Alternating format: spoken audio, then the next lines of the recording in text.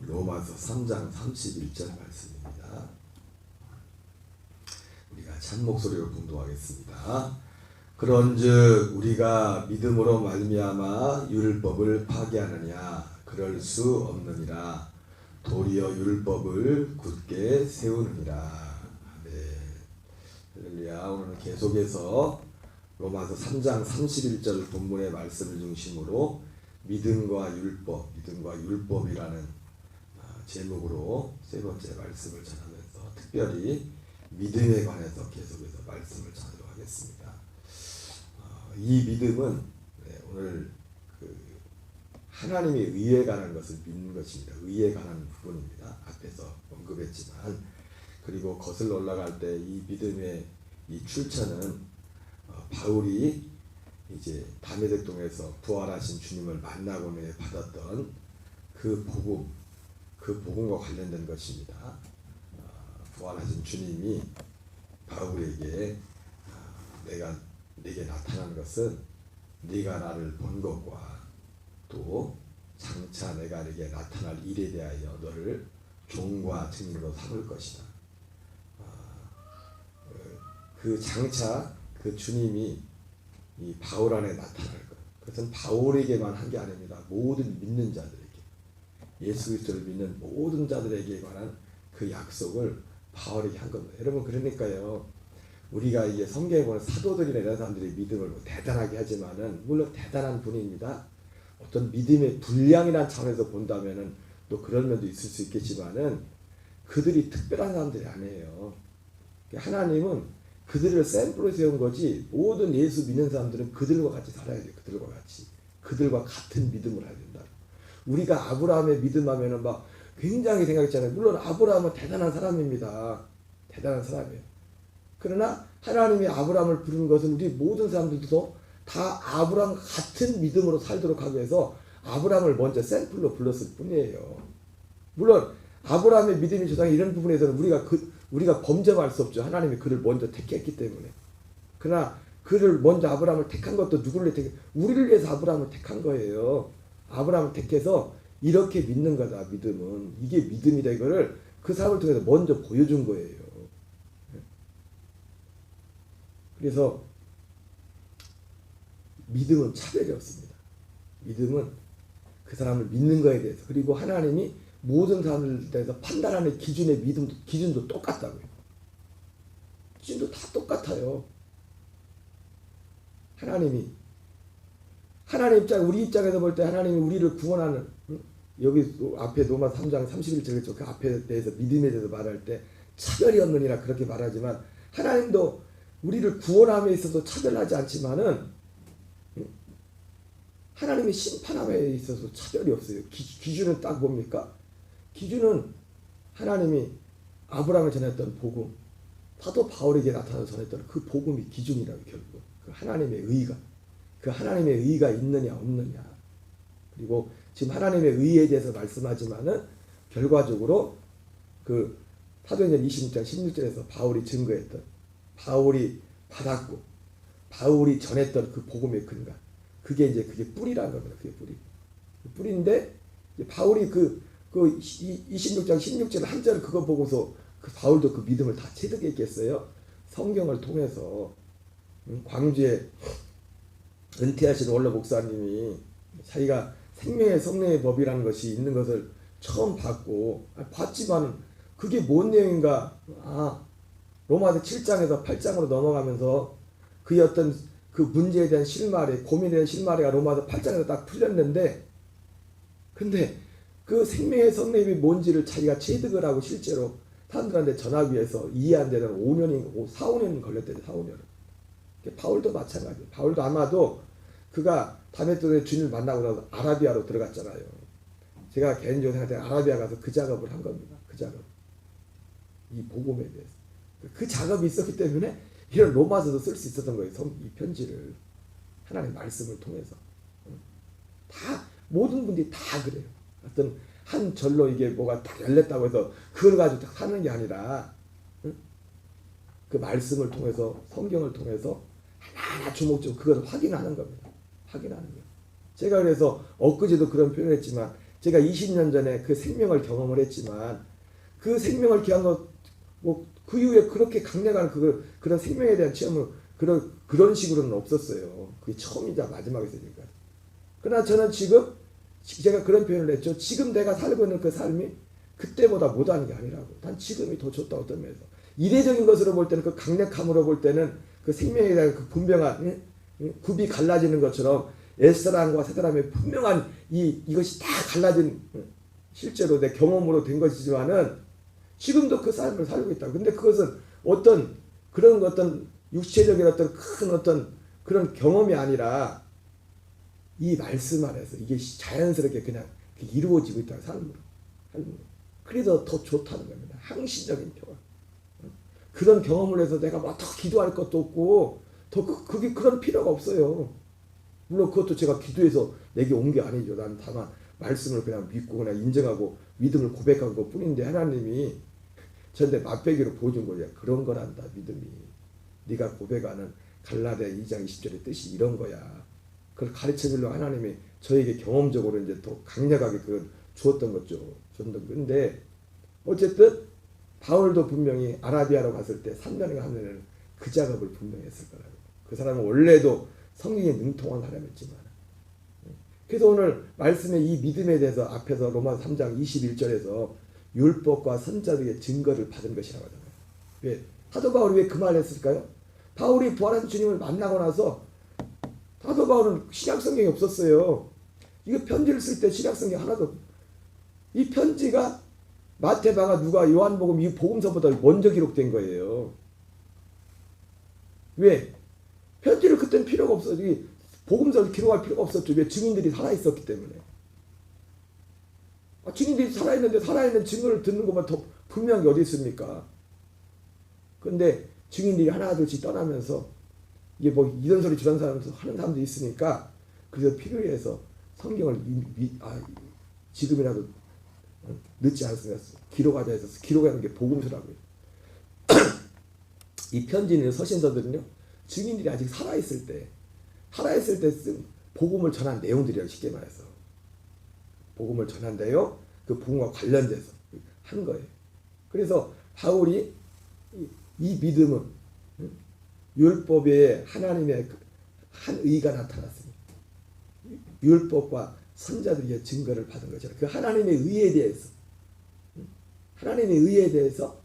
그 하나님의 의는 결국 로마 사도행전 26장 16절 편으로 말하면 예수님이 말씀하신 그 말씀이잖아요. 내가 네게 나타날 것, 네 안에 네게 나타날 것. 지금 부활한 주님이 나타나는데 뭐 또 나타날 필요가 어디 있어요? 바울 안에 나타날 것, 바울 안에. 바울뿐만 아니라 제가 얼마 전에 디모데후서 4장 8절을 말씀하면서 그런 말씀 드리지 않습니까? 네, 이제 우리는 나를 위해서 의의 면류관이 예비되었으니 나뿐만 아니라 주의 나타나심은 곧 의로우신 재판장 그분이 내게 그날에 주실 것인데 근데 그것은 나뿐만 아니라 주의 나타나심을 사모하는 모든 자이기도니라.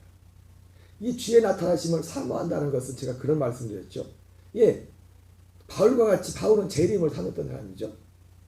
재림을 사모했던 정말 재림을 사모한 사람은 이 바울의 그 주의 나타나심이라는 것은 단지 재림만 사모하는 게 아니라 지금 난 살아있을 때 내 속에서 주의 나타나심을 사모하는 거예요. 그게 같은 맥이라고요. 부활하신 주님을 재림하실 예수 다시 오실 주님을 사모하는 사람들은 지금 뭘 사모해요? 지금 내 안에서 그분이 나타나심을 사모하는 거예요. 바울이 전했던 복음이 뭡니까? 그 믿음을 전했다고요. 그래서 바울이 그 앞에서 그러잖아요. 내가 나의 달려갈 길을 다 마치고 믿음을 지켰으니. 제가 이 복음을 전하면서 1년인가 2년째 됐는데 전했던 설교 중에 설교 제목 마지막 주에 어느 해 마지막 주에 전했던 설교 제목 이거잖아요. 바울이 지켜낸 믿음이 뭐냐고. 바울도 그 믿음을 지켰다고요. 그 믿음을 지키려고 엄청 힘들었다고요. 태적자들이 많아. 그 믿음을 전했지만 그 믿음에서 사람들이 다 떠나갔다고요. 그래서 갈라디아 4장 19절에 뭐라 합니까? 내가 다시 너희를 위하여 너희 안에 그리스도의 형상을 이루기까지 내가 해산의 수고를. 그리스도의 형상을 우리 안에 이룬다는 거나 뭐예요? 그리스도가 내 안에서 나타난 거나 그 내용이 전제된 거란 말이에요. 이 믿음을 지키기가 보통 힘든 게 아니었어요. 바울에게 복음을 받았던 사람들도 처음에는 눈이 나도 빠질 것처럼 했던 사람들조차도 이 믿음에서 떠나갔다고. 바울이 내가 이 믿음을 지켰으니 그 믿음이 결국 뭐예요? 주님의 나타나시는 거예요. 우리 안에서. 내가 죽고 뭐 복잡할 거 없습니다. 갈라디아 2장 1절이 내 삶의 모든 것이 되는 거예요. 하나는 2장 10절이. 그래서 내게만 아니요 주의 나타나심을 사모하는 모든. 바울도 오직 뭘 삼았다는 거예요? 주의 나타나심을 사모하는. 그래서 빌립보서 성령 곳곳에 바울은 그 얘기밖에 안 해요. 빌립보서에서 뭐라고 합니까? 나의 간절한 기대와 소망을 따라 살든지 죽든지 오직 내 안에 그리스도만 존귀케 되리라. 그분만 나타나기만 한다. 우리가 이것을 분명히 알면은요, 제가 항상 말하지만 진짜 수치는 뭐냐면 내 옛사람이 나타나는 게 수치. 그 사람은 수치심을 어디서 수치심을 느끼냐? 내가 나타나면, 내 옛사람이 나타나면 수치스러워. 이 굽이 분명히 갈라진 사람. 떠밀어도. 근데 반대로 이 굽이 안 갈린 사람들은요, 반대, 정반대. 뭐 때문에 수치심을 느껴요? 내 옛사람이 자존심 상했다. 자존심 상해서 막 그런다는 게, 그게 바울한테는 수치스러운 거라. 그 얘기하는 게 수치스러운 거라. 자존심 상한다. 우리의 진짜 자존심 상하는 건 뭡니까? 다른 게 아니에요. 내가 옛사람이 드러날 때, 내 말하는 것, 생각하는 것, 깨달은 것이 아직도 어린아이 같은 부분이 있기 때문에 어린아이 같은 내 모습이 드러날 때 그게 나의 수치, 그게 내 자존심이 상하는 거예요. 그런데 자존심을 상해야지. 사도 바울이 말했던 것처럼 근신도 근신 나름이라잖아요. 자존심 상하는 것도 구원에 이르는 우리를 회개해서 생명에 이르게 하는, 생명으로 가게 하는 자존심 상하는 게 있고, 자존심 상하는 것도 우리를 멸망하게 하는 자존심 상하는 게 있다고요. 어제 제가 그런 표현을 짜서 이거 과장이 아니에요. 주님이 구원의 부분에서는 이거 확실한 거예요. 예수님이 그렇게 고통 가운데서도 엘리 엘리 라마 사박다니, 아버지 어째 나를 버리시나이까 주님 쳐다보지 않았어요. 그게 뭘 상해? 우리의 옛사람에 대한 주님의 태도예요. 우리 옛사람. 주님은 죄가 없는데도 로마서 8장 3절 주님이 우리를 해서 그분의 죄를 정해버렸잖아요. 이 죄가 얼마나, 근데 그 죄의 본질이 뭡니까? 하나님의 생명과 반대인 자기의란 말, 자기 생명, 옛 생명, 범죄한 그 생명, 죄와 연합하는 그 생명. 주님이 쳐다보지 말아요. 쳐다보지 말아요. 세상 것은 주죠. 그죠? 세상 것은 준다고요, 하나님. 왜냐하면 하나님도 우리를 세상에 보내신 목적이 어떤 목적 가운데 보내기 때문에. 근데 전도서 8장 11절인가 전도서 5장에 나오는 것처럼, 근데 사람들이 그것 때문에 착각을 한다 했어요. 그것 때문에 로마서 전도서 5장에 뭐라 합니까? 그런데 사람들이 이런 것 때문에 착각을 해가지고 하나님 생명의 날을 깊이 생각하지 않아. 생명의 날을 생각하지 않는데, 내가 하나님 앞에 기도했더니 이렇게 기도 응답이 했다고 그게 자기가 굉장히 믿음인 줄 알고 착각을 하고, 이 생명의 날을 생각하지 않는다는 거예요. 하나님은 거기서 뭐라 합니까? 구하는 거 준다는 거예요. 구하는 거 줄게. 시편 115편에서도 그들이 구하는 것을 하나님이 주었을지라도 줍니다. 하나님 기분 나빠도 자꾸 떼쓰고 달라고 하면. 그러나 그 혼은, 그 영혼은, 그 생명의 영혼은 파래졌느니라, 힘해졌느니라, 그렇게 표현한다. 근데 생명의 대부분 사람들이 예수 믿는다면서 뭐예요? 충만할 때가 언제? 세상 거 잘 되면 막 충만해. 세상적으로 잘 풀리고. 그리고 그게 정상인 줄 알아. 그게 정상인. 그건 이방인들도 그런 거예요. 그죠? 예수 안 믿는 사람들도 세상 거 잘 되면 막 기분 좋다가 세상 다니면 꼭 하고 있잖아요. 그게 예수 안 믿는 사람도 그렇다고요. 예수 믿는 건 그런 게 아니에요. 여러분, 이거를 어제도 봤지만 이거를 가볍게 넘어갈 게 아니에요. 우리가 진짜 믿음 안에 있는가 그렇지 않은가가 기준이 뭔가를 분명히 하셔야 된다. 분명히. 물론 우리는 유골은 안 돼요. 육으로 있으면 우리는요, 저도 육을 갖고 있기 때문에 얼마든지 이방인처럼 또 반응할 수 있는 가능성이 항상 있어요. 그러나 믿음은 그게 아니에요. 믿음. 예, 우리가 추구하는 것 자체가 땅의 것이 아니거든요. 땅의 것이. 바울이 말했던 것처럼 오직 그리스도만 내 안에 존귀케 이루었다. 왜? 바울은 그걸 봤기 때문에. 바울도 육을 갖고 있기 때문에 힘들지 않았겠으면 힘든 부분이 있죠. 그러나 바울은 그것을 분명히 봤기 때문에. 이 믿음은 사도행전 26장 16절이 그 기준이 바울이 전학 받았고 바울이 전했던 복음의 그 모체는 사도행전 26장 16절입니다.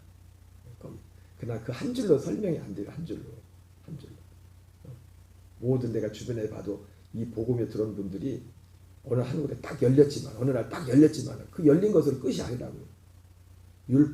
바울이 율법과 선지서를 통해서 이것이 그러한가 하면서 하나하나 조목조목 확인했던 것처럼. 그리고 로마서를 기록한 것도 뭐예요? 편지 쓴 것도 확인된 것을 성령 인도 가운데서 이것을 편지를 쓴 겁니다. 그 과정을 통해서. 모든 분들이 그래요. 저도 이 복음을 이렇게 전하기까지 그냥 뭐 하루 딱 경험했다고 딱 전할 수 있습니까? 못해요, 저도. 그 맥은 딱 열렸지만은 성경을 통해서 확인하는 거예요. 성경을 통해서. 그리고 확인된 걸 여러분한테 전하는 거라고요. 말씀이 확인된 것을. 그러니까 사도행전 26장 16절의 말씀의 의미가 이런 의미였구나. 베드로가 주는 그리스도 살아계신 하나님의 아들입니다 했는데 그 한 줄을 그냥 딱 앵무새처럼 읽는다고 그게 그 믿음이 아니라고요. 이게 이런 의미구나. 이게 이런 뜻이구나. 그래야 내게 진짜 믿음이 되고 그것이 내게 실제가 되는 거죠. 실제가. 그래서 이 믿음은 지금 믿음에 대해서 말하는데 어제도 말씀 반복되는 부분이 있지만 여러분이 설교자들이 정말 담대하게 생각해보면 반복하는 것을 무서워하면 안 돼. 반복. 듣는 분들도 또 듣는다고 생각하면 돼요. 그리고 제가 말씀드리지만 이거는 생명을 먹는 생명. 여러분 매일마다 아침마다 점심 세 끼 식사를 하시잖아요. 그죠? 뭐 그렇게 맨날 다른 거 드십니까? 메뉴가? 일주일 메뉴가 어때요? 아침 메뉴가. 권사님. 집사님. 메뉴가 매 끼마다 달라요? 네? 집사님. 끼마다 막 다르게 해줘요? 고기요. 근데 육신도 그걸 먹어야 몸이 활동한단 말이에요. 이거 말씀을 생명으로 먹지 않으면 제가 어제 그 말씀을 드리려고 안 드렸지만은 우리가 정말 하나님이 그러니까 지금 생각해보면 우리 진아가 몇 년 전에 미국에서 처음 들어왔을 때 3주 동안 있었던 그 경험 첫째 주에는 이 말씀이 그냥 튕겨나가고 둘째 주는 여기로 왔다 여기로 나가고 셋째 주는 먹어졌다는데 그러니까 저는 진아가 이 먹어졌다는 표현도 진아가 이 복음을 들어서 생명으로 먹었다 그렇게 생각하고 싶지 않아요. 하나님이 상징으로 그냥 보여주고 이 말씀을 먹는 게 처음부터 말씀을 못 먹어요. 이게 딱 믿음이 돼야 말씀을 먹으면 어떻게 되는지 아십니까? 이 생명에 대한 생명으로 살기 시작해요. 이것이 내게 느껴져요. 이게 말씀으로 먹는다 한 거야. 이 말씀이 그러니까 말씀은 실제로 먹는 거예요. 생명의 말씀 먹어지는 거라고. 여러분이 매일같이 밥 세 끼를 드시듯이 육신의 세 끼를 드시듯이 그래서 무슨 음식을 먹느냐가 채식을 하느냐 육식을 하느냐 사람 체질이 달라지죠. 그죠? 이 복음을 듣는 사람과 듣지 않는 사람은 한 사람을 놓고 보더라도요. 체질이 사는 열매가 달라요. 누굴 보면 저를 봐도 제가 엊그제 그랬잖아요. 20년 전에 그 경험을 했어서 제가 이 복음을 잠깐 전하다가 서울 가는 후에 그때는 말씀이 이렇게 열리지도 않았어요. 근데 내 삶을 돌아봐도 그때랑 지금하고 틀려요. 내 속에 역사하는 것. 내가 이 평안이나 이런 것이나 이런 내 속에서 나타나는 그런 모든 건 다 우리 마음에서 일어나는 거잖아요. 그죠? 근심하는 것도 염려하는 것. 나머지는 속에 있는 게 겉으로 드러나는 것 결과일 뿐이지 사람들은 겉에 드러난 건 뭔데 겉에 드러나는 게 중요한 게 아니에요. 겉에 드러난 건 결과일 뿐이에요. 보이는 것은 나타난 것으로 말미암아 된 것이 아니라는 것처럼 그래서 모든 지키려고 하는 것보다 더욱 내 마음을 지키라잖아요. 내 믿음을 누가 제일 잘할까요? 내가 제일 잘 알죠. 내 믿음이 왜? 밖에 있는 게 아니라 안에 있으니까. 내가 똑같은 상황을 때도 옛날에는 근심했을 텐데 지금은 근심이 안 돼. 똑같은 상황에서 옛날에는 막 흘러가고 막 흘러갔을 때 지금은 그게 안 돼. 똑같은 상황에서 내 마음에 우울할 때 우울하고 그럴 텐데 우울하도 이제는 그게 아니야. 난 그게 거부가 아니야. 그걸 인정하냐. 저도 매일매일 이 말씀을 듣고 이 말씀을 전하고 저는 이걸 통해서 제가 막 생명을 먹는 거예요. 이걸 전하고 기도함으로. 생명을 받는 방법은 딱 두 가지입니다. 그래서 디모데서 4장에 말씀과 기도로 거룩해진다. 말씀과 기도로만 이 말씀과 기도로만 우리가 생명을 살 수 있는 생명, 하나의 생명으로. 언제까지? 육신의 생명. 이거 죽을 때까지, 죽을 때까지, 죽을 때까지. 죽을 때까지 밥새끼를 드시듯이. 곡기가 끊어지면 이제 갈 때가 된 거예요. 갈 때가. 생명의 말씀을 먹는 것도 이제 한 마디고 이제 갈 때가 됐나 봐. 그러면 갈 때가 된 거예요. 갈 때가. 이 믿음은 오늘 보니까 율법과 선지자를 통해서 증거되는 것이고 바울이 확인을 했단 말이에요. 성경을 통해서. 구약 성경을 가지고. 아마 그 기간이 아라비아 기간이었을 거예요. 자기 동족에게 가지 않고 자기 혼자 아라비아 사막으로 가서 광야로 가서 이 말씀의 이 작업을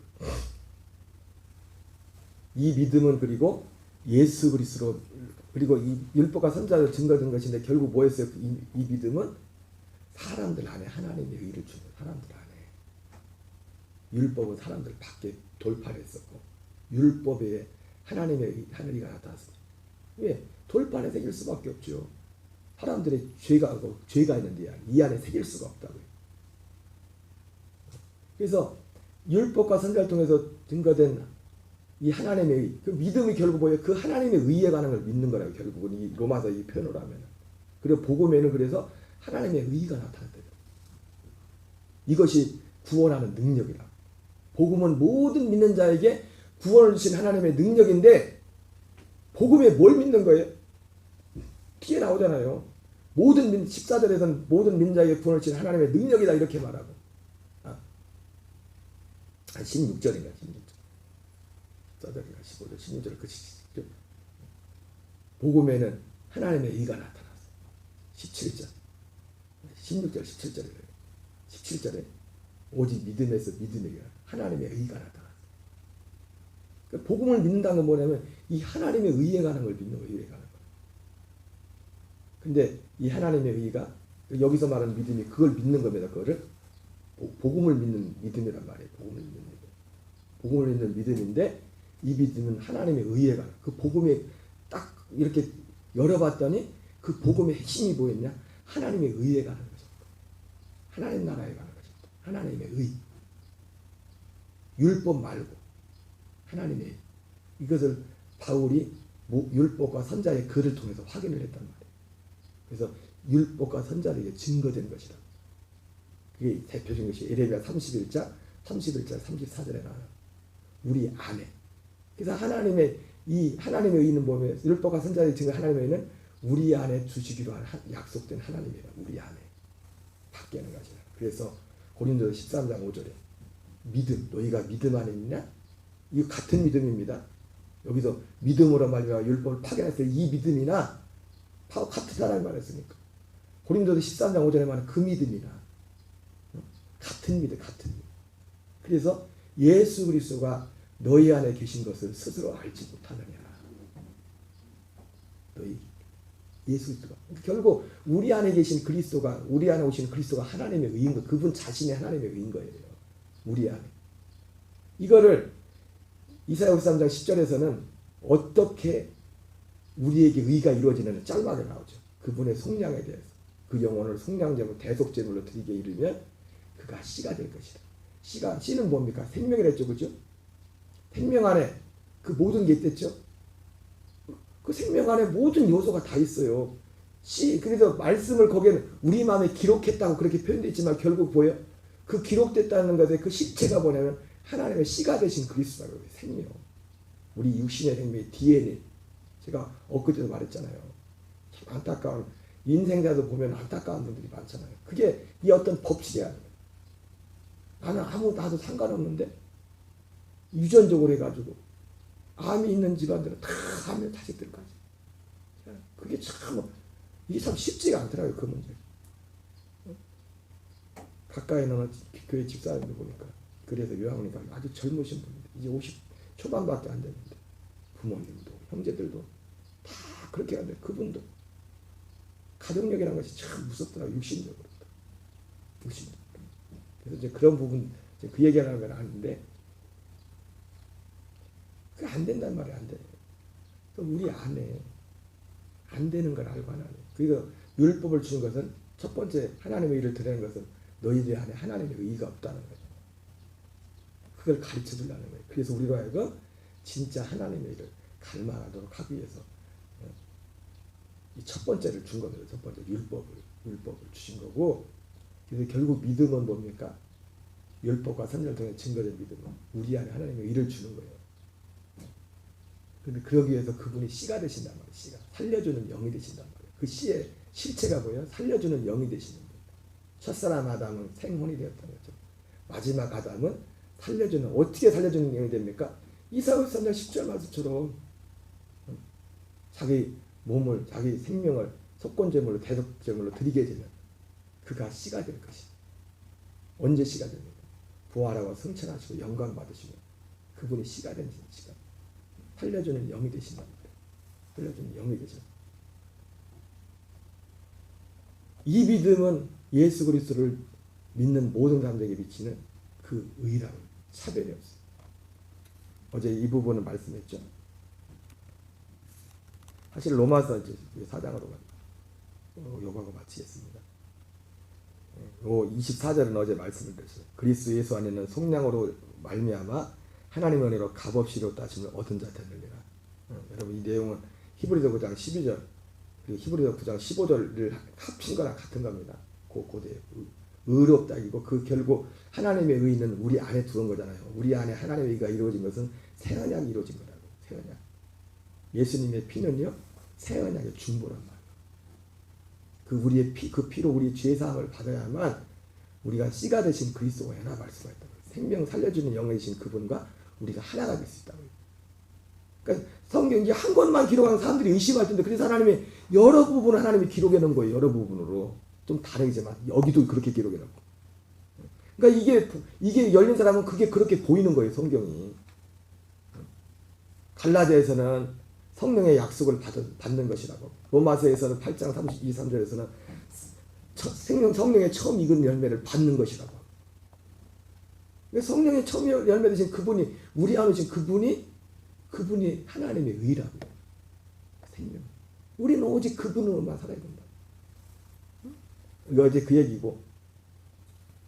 이 예수를 하나님의 그의 피로써 믿음으로 말미암아 화목제물로 대속제물이라는 말도 맞습니다. 이는 하나님께서 길이 참으심 중에 전해진 자를 간과하심으로 자기의 의로우심을 나타내려 하시니 곧 이때 자기의 의로우심을 나타내서 자기도 의로우시며 또한 예수 믿는 자를 의롭다리 하십니다. 자기도 의로우시고 예수 믿는 자를 의롭다. 이 로마서 4장 마지막 절에서 이 25절 26절과 같은 맥락의 말씀이 나오는데 우리를 의롭다 하신다는 거 뭐냐 어떤 의미입니까? 이걸 통해서 주님이 내 믿음이 맞았어. 내 믿음이 맞는 거야. 로마서 4장 25절에 그렇게 표현, 마지막 절에 그렇게 나와요. 예수는 우리의 범죄함을 위하여 내어줌이 되고 우리를 의롭다 하기 위해서 살아나셨다. 그분이 살아나셔야 우리가 의롭게 돼요. 그건 뭐냐면 그분이 살아나셔야만 약속이 이루어지잖아요. 근데 사실 결국은 믿음의 사람들은 뭘 믿은 거예요? 이 약속을 믿은 거라고요. 결국은. 하나님의 뜻이란 큰 뜻 가운데 예수님의 죽으심은 그 뜻 가운데 뜻을 이루는 어떤 중요한 어떤 과정 가운데 쓰는 게 하나님의 뜻보다 큰 게 아니에요. 예수님의 죽으심조차도 하나님의 뜻보다 크지 않다고요. 뜻이 더 큰 거라고요. 여러분 이해되십니까? 하나님의 뜻이 더 크다고요. 하나님의 뜻이. 그 예수님이 죽은 것도 그 뜻을 이루기 위해서 죽었다고 하잖아요. 히브리서에서. 예수님의 죽으심과 고난이 이런 것은 정말 우리에게 소중하고 우리가 어떻게 표현할 수 없는 거지만은 그럼에도 불구하고 예수님의 죽음보다 더 큰 게 뭐냐면 아버지 뜻이라고. 아버지 뜻이 뭐예요? 우리 안에 하나님의 일을 주는 우리 안에 첫째 것을 패하고 둘째 것을 세우는 거라고요. 태우는 거. 근데 예수님이 우리를 의롭다. 이 표현이 뒤에 살펴보겠지만은 그분이 부활하신 것도 우리를 의롭게 하기 위해서. 왜? 그 속에 숨겨진 의미가 뭔지 아십니까? 네 믿음이 맞았어. 내가 아브라함이 약속했던 그 믿음을 믿었지. 그걸 믿었지. 내 믿음이 맞았어. 내 믿음이. 그 믿음은 결국 뭐예요? 우리 안에 하나님의 의가 나타나는 거예요. 그 믿음, 주님이 약속한 거지만 주님이 약속한 것을 믿음의 사람들 믿었잖아요. 그 믿음이 맞다는 것을 나타내기 위해서 주님이 네 믿음이 맞았다 네가 봤던 게, 그래서 주님이 부활하신 거예요. 부활하시고 그 다음에 이제 승천하시고 영광 받으시는 과정이 있지만은 부활의 그 정점이 있죠. 십자가 부활이라는 사건 가운데. 여러분, 오직 믿음입니다. 오직 우리는 믿음으로 살아야 돼요. 우리 주기도문으로 마치겠습니다.